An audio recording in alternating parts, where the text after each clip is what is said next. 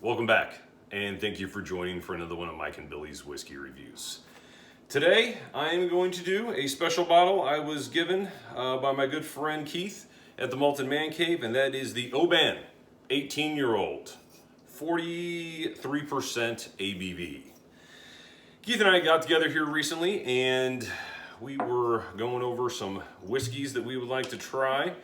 I gave him a few things, he gave me a few things, and I tell you what, I have really enjoyed this Oban 18.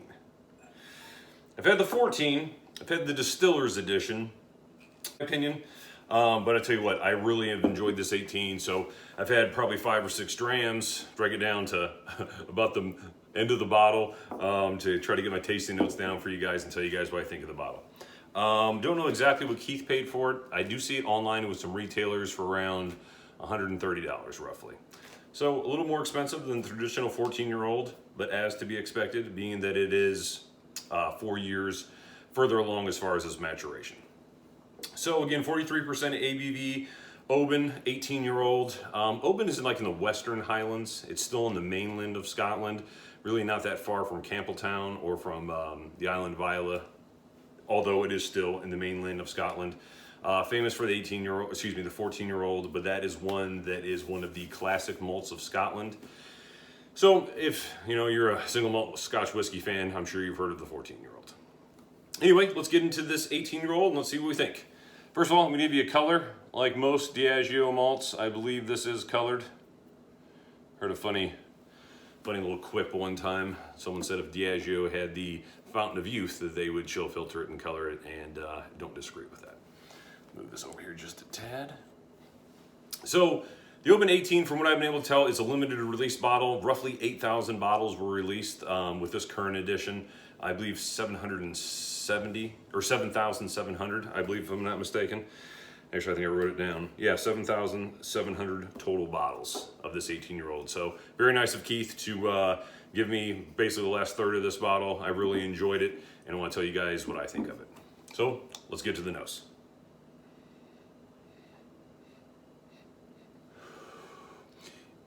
Immediately, it has kind of that caramel that you get from a good bourbon immediately on the nose, but then instantly there's that smoke. So the initial arrival is sweet, like a toffee caramel. And then that smoke's there, very similar to the 14-year-old, but just lighter. It's a nuttiness, almond shavings, think that.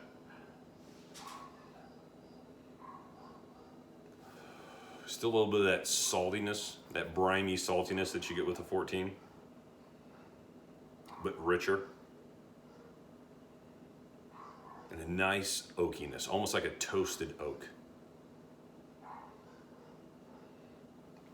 I'm not a huge fan of the 14-year-old. I did review it, I believe, for this whiskey review channel a long time ago, kind of at the beginning. And it's a popular whiskey, so it's worth a review, but it's not a bottle, the 14-year-old, that I would go back and buy.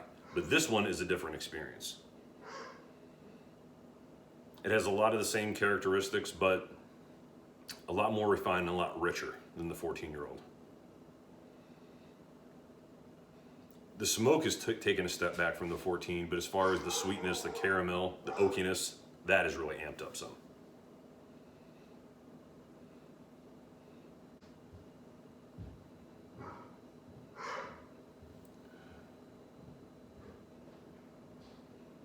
All right, first sip time.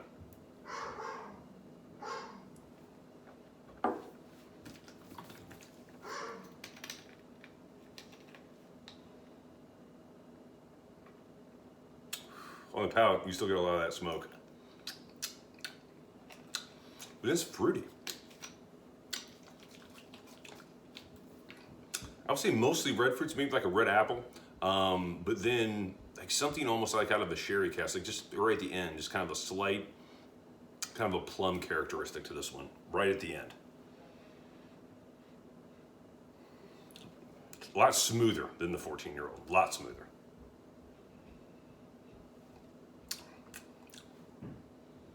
And again, a little bit of that candied type of caramel toffee type right at the end, which I don't get at all with the 14-year-old, but with this 18, it's definitely there.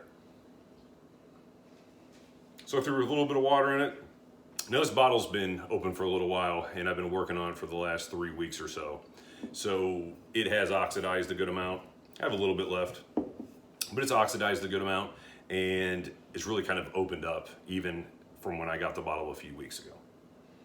So the water does do a little bit to it, but most of the work's already been done.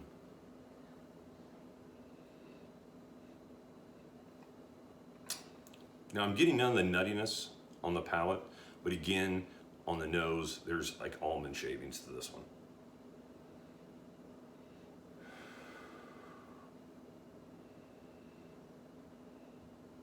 And again, a lovely candied sweetness.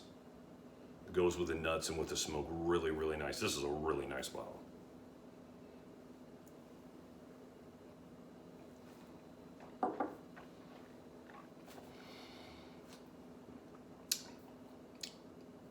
With water, opens it up slightly, but the taste is pretty much consistent.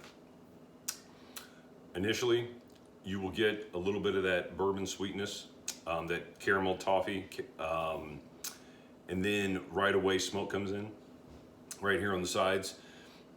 Still really no nuttiness on the end, but you get like an oaky flavor after you swallowed and after a couple of minutes just kind of letting it come back up.